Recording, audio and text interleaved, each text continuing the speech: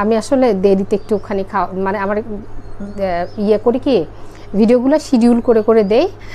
এগুলো করতে করতে আমার দুপুরের খাওয়া, নামাজ, গোসল এগুলো করতে করতে বেশ দেরি হয়ে যায়।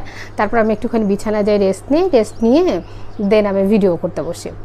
তো আমি বিছানায় গেছি যে রেস্ট একটু নিব, এর ভিতরে লায়লা মামুনের লাইভ শুরু হয়ে গেছে। আমি আর রেস্ট নিতে পারলাম না, ওই ভিডিওটাই দেখলাম, কন্টিনিউ করলাম।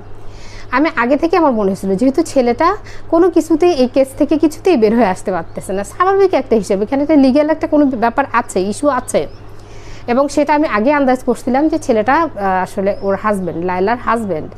তো যেহেতু সে হাজব্যান্ড, সেহেতু পরকীয়া শব্দটা ইউজ হবে, সে যেখানে সেখানে যাবে, যা ইচ্ছা তাই করবে, সেটা তো স্ত্রী হিসেবে লায়লা কেন যে কেউই মানবে না।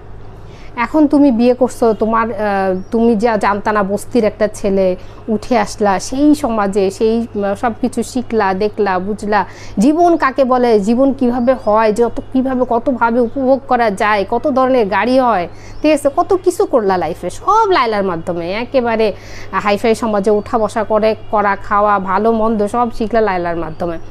এখন কথা হচ্ছে আর লায়লাকে ভালো লাগতেছে না। লায়লা এখন ফুললি বুড়ো হয়ে গেছে, ঠিক আছে, সমস্যা নেই, লায়লা বুড়ো হয়ে গেছে। তো লায়লা এখানে আসলে লায়লাকে আমি যেটা বলতে পারি, লায়লা আপুকে, যে আপনার উচিত আসলে ছেলেটাকে ছেড়ে দেয়া। জীবন তো, ঠিক আছে, জীবন এরকম হতে পারে, আপনার হয়ে গেছে, অ্যাক্সিডেন্ট ইজ অ্যাক্সিডেন্ট, আর এই ছেলেটাকে আটকানোর কোনো মানে হয় না। প্লিজ ছেড়ে দেন এখন।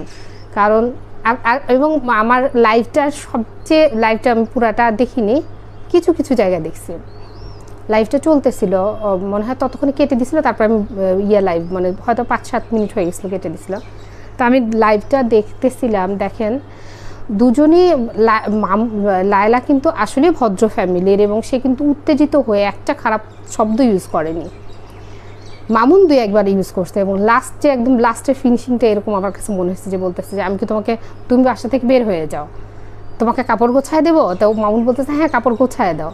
মানে কি সুন্দর একটা ব্যাপার, যে আসলে এখানে বোঝা যাচ্ছে যে তারা হাজব্যান্ড ওয়াইফ। সেটা আগেই এরপরও তারা প্রমাণ দিল যে আসলে তার হাজব্যান্ড ওয়াইফ। যেহেতু হাজব্যান্ড ওয়াইফ, সেহেতু তার হাজব্যান্ডকে সে আটকাবে পরকীয়া করা থেকে, অন্য কিছু থেকে, খারাপ কিছু থেকে খুব চেষ্টা করতেছে।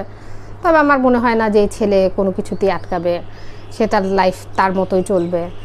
সো এই আটকানোর চেষ্টাটা একদম অকারণ, আটকানো উচিত হচ্ছে না। লায়লা আপা, বেস্ট অফ লাক। আর লাইভে আসেন না, ছেলেটাকে মুক্তি দেন, ছেলেটার মতো বাঁচুক। আসলে কি বলবো, ও লয়াল না, আসলে লয়াল সে ভবিষ্যতেও কারো সাথে থাকতে পারবে না, ঠিক আছে। ও যদি ভদ্র ফ্যামিলির হইতো, সে যদি আসলেই ভদ্র ফ্যামিলির হইতো এবং আপনাকে যদি আসলেই ভালোবাসতো, দেন সে অপেক্ষা করতো, আরও অপেক্ষা করতো। আপনার বয়স হয়েছে, এটা ডাজন্ট ম্যাটার, ঠিক আছে, এটা কখনোই ম্যাটার না। তো অসংখ্য ধন্যবাদ।